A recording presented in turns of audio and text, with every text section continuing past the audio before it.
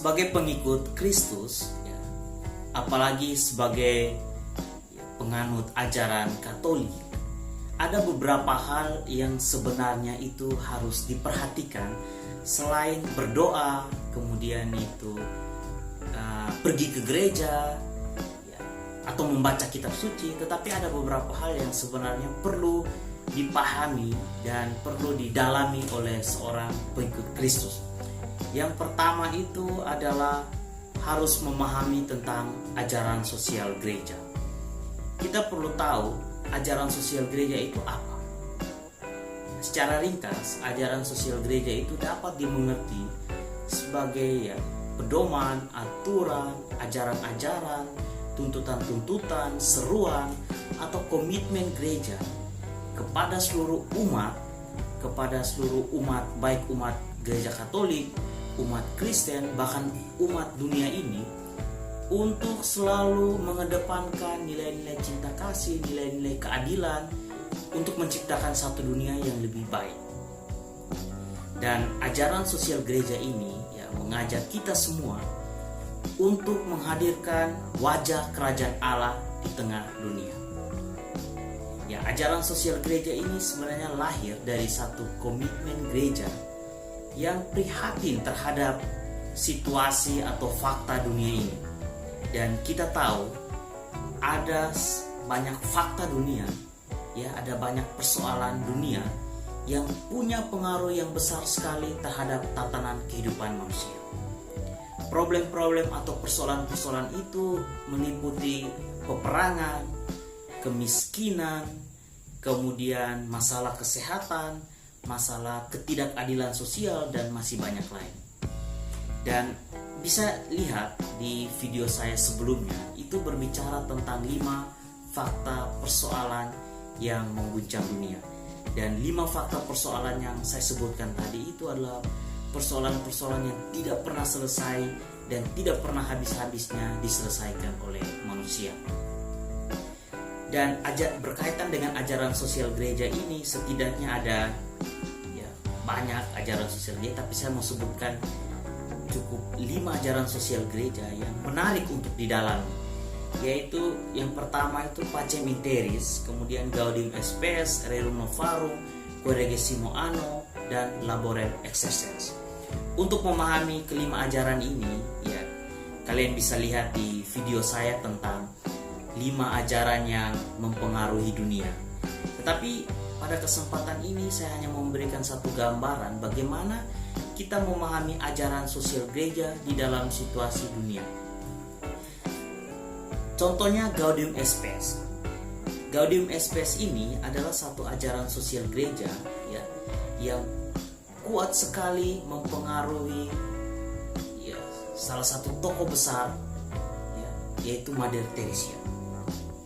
Gaudium et Spes itu sendiri dia berbicara tentang penderitaan, kesusahan, kesengsaraan, kecemasan manusia zaman ini. Itu harus menjadi kecemasan, penderitaan, kesusahan seluruh umat Allah. Begitu juga dengan kegembiraan, harapan, sukacita juga harus menjadi kegembiraan dan harapan manusia-manusia saat ini. Maksudnya apa?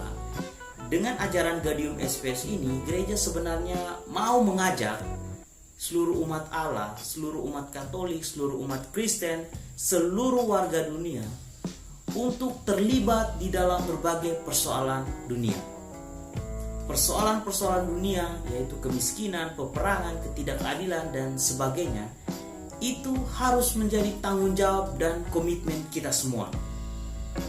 Dan gereja mengajak umat Katolik untuk meninggalkan kenyamanan-kenyamanan doa, mau mengajak kelompok-kelompok biarawan-biarawati untuk meninggalkan kenyamanan-kenyamanan biara, untuk menjumpai semua orang yang susah di tengah masyarakat, yang menderita di bawah kolong-kolong jembatan, untuk membantu mereka, menyapa mereka supaya mereka bisa keluar dari penderitaan mereka.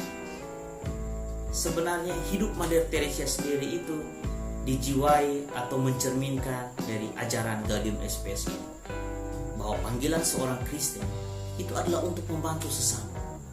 Dan kita ingat bahwa ajaran cinta kasih yang diajarkan oleh Yesus Kristus itu adalah sebuah panggilan untuk menghargai, untuk membantu orang lain yang menderita dan bersusah. Ya, berhadapan dengan situasi-situasi seperti itu, kemiskinan, peperangan, ketidakadilan, masalah kesehatan, itu sebenarnya orang-orang Kristen, orang-orang Katolik, seluruh warga dunia, oleh gereja sendiri di dalam ajaran sosial gereja memanggil semuanya untuk sama-sama kita bahu-membahu membantu mereka semua. Dan ya, di tengah satu wabah virus corona ini, sebenarnya kita semua dipanggil ya untuk semakin terbuka terhadap orang-orang yang bersusah, yang semakin menderita. Kemudian poin yang kedua masih punya kaitan dengan ajaran sosial gereja ini, ya, sebagai orang Kristen, sebagai orang Katolik, itu kita perlu ya selalu terbuka terhadap fakta-fakta dunia. Ya, saya sudah jelaskan sebelumnya bahwa ya, sebagai orang beriman kita harus selalu terbuka terhadap situasi dan realitas sekitar. Tapi pertanyaan, mengapa kita perlu membuka diri terhadap berbagai fakta, berbagai realitas yang terjadi di sekitar? Mengapa? Ya, yang paling penting itu adalah ajaran cinta kasih. Ajaran cinta kasih itu sebenarnya mau mengajak semua manusia, semua umat manusia, secara khusus orang-orang Kristen, untuk memberikan diri kepada orang lain. Mengapa kita perlu membantu atau memberikan diri kepada orang lain? Ya, mengapa? Karena di dalam diri orang lain itu hadir wajah Allah. Allah menciptakan manusia menurut gambar dan rupanya. Ya, karena itu di dalam diri manusia itu hadir pribadi Allah. Dan untuk mencintai Tuhan Allah, kita pertama-tama mesti mencintai sesama. Karena itu berhadapan dengan berbagai realita, persoalan, kita perlu membuka diri, perlu terlibat di dalam persoalan-persoalan tersebut. Karena itu penting bagi kita untuk memahami berbagai persoalan yang terjadi dan bagaimana sikap kita sebagai pengikut Kristus terhadap berbagai persoalan tersebut. Dan yang ketiga itu penting juga di saat-saat sekarang ini, ketika kita hidup di dalam satu dunia yang sangat kuat dipengaruhi oleh media sosial, jejaring. Ya, bagaimana sikap kita terhadap berbagai persoalan itu di dalam hubungannya dengan penggunaan media sosial?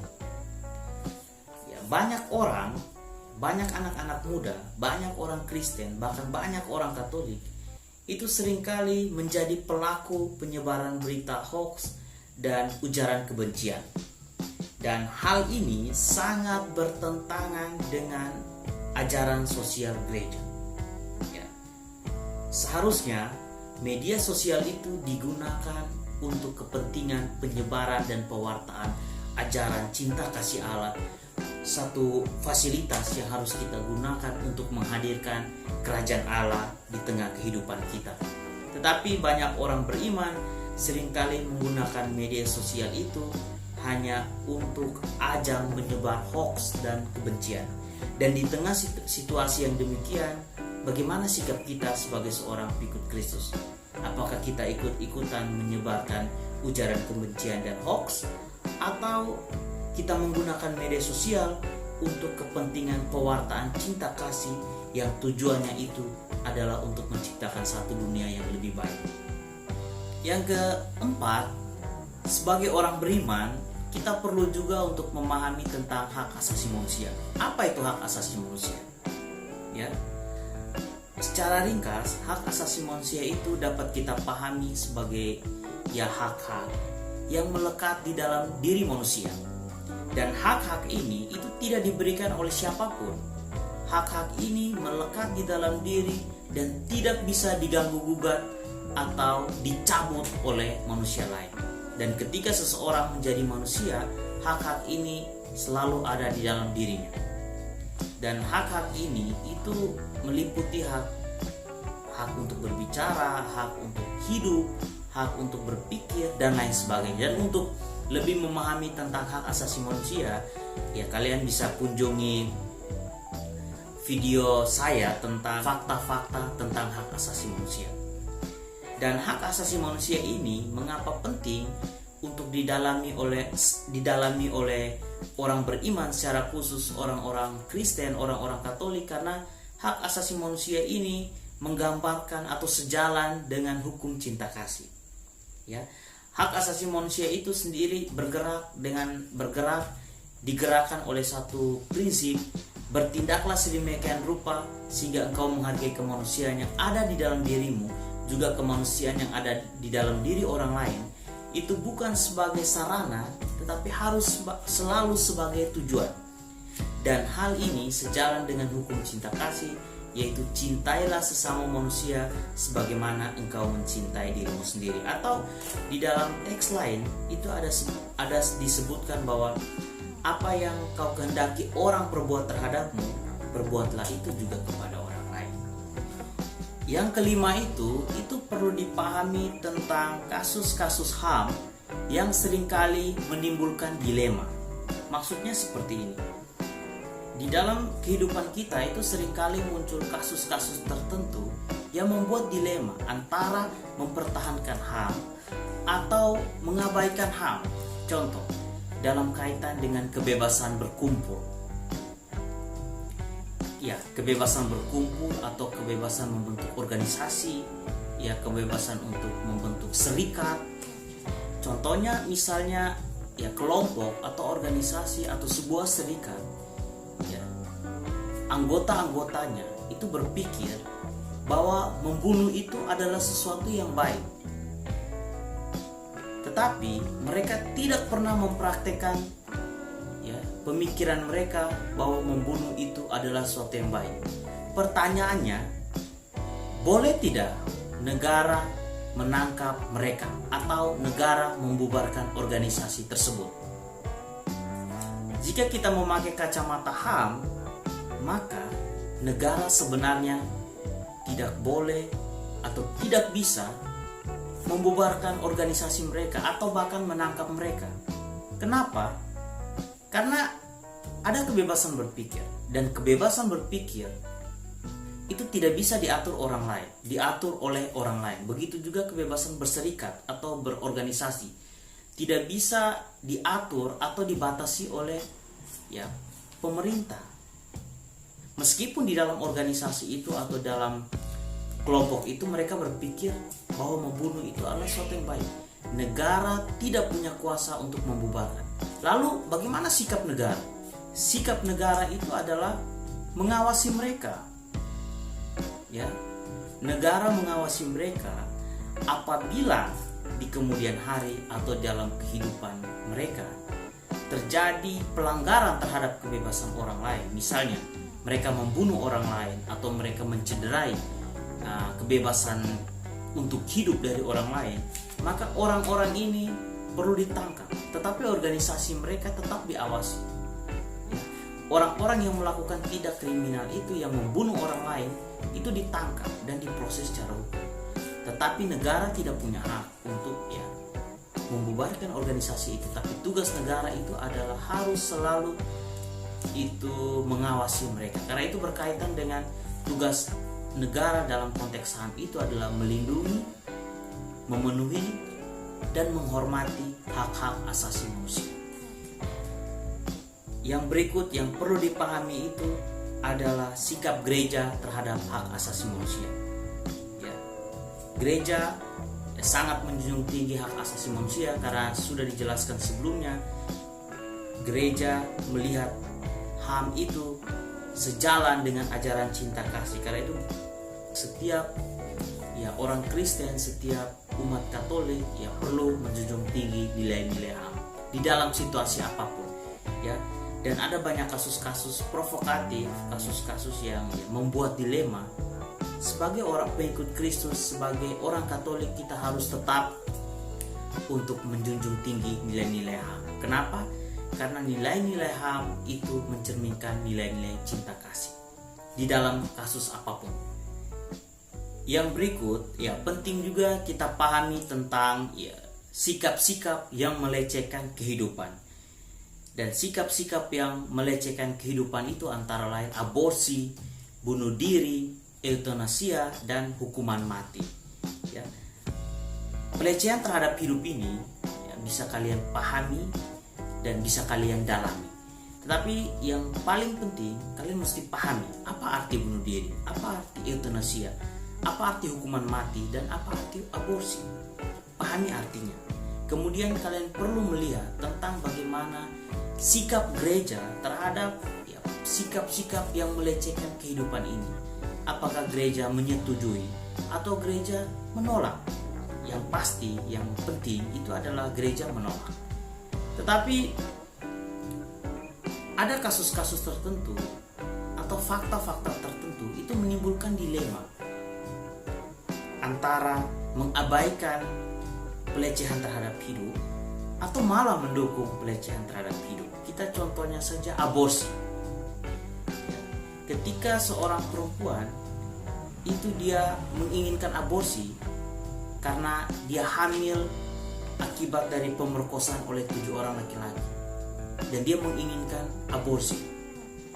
Apakah aborsi itu legal?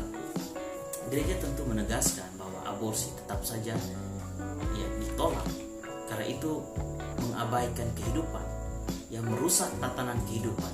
Yang punya kehidupan, yang punya hak untuk memusnahkan kehidupan hanya Tuhan.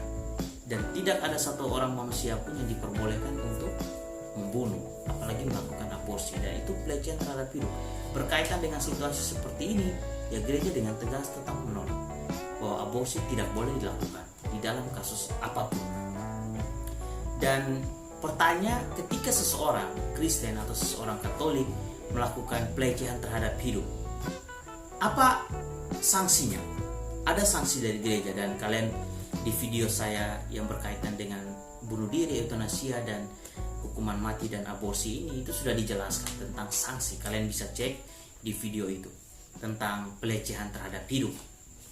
Kita perlu memahami tentang cerita-cerita provokatif atau kasus-kasus yang menimbulkan dilema. Ya seperti tadi, misalnya seorang gadis itu dia diperkosa oleh 7 orang laki-laki. Bagaimana sikap gereja? Apakah gereja menyetujui tindakan aborsi itu atau menentang?